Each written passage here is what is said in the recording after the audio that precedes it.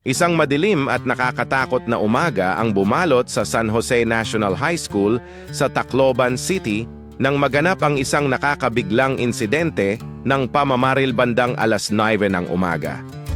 Ayon sa mga ulat mula sa paaralan at mga autoridad, dalawang menor de edad na mag-aaral, may edad na 14 at 15, ang nagdala ng baril at nagpaputok sa loob ng paaralan.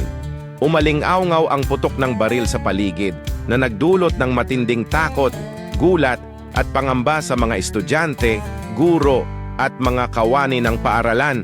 3 kabataang estudyante ang kumpirmadong nasawi sa insidente habang 7 pa ang sugatan at agad na dinala sa ospital upang mabigyan ng agarang lunas at medikal na atensyon.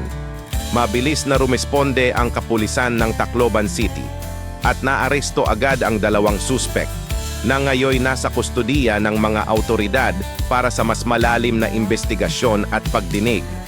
Nagpahayag ng taos-pusong pakikiramay si Pangulong Marcos Jr. sa mga naulila at nag-utos ng agarang malalimang investigasyon upang matukoy ang mga dahilan at motibo sa likod ng karumal-dumal na pangyayari.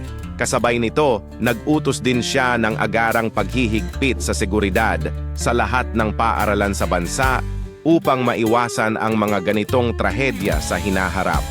Laking gulat at lungkot ng buong komunidad na ngayon ay nananawagan ng hustisya, kapayapaan at mas ligtas na kapaligiran para sa mga kabataan at mga mag-aaral sa buong bansa.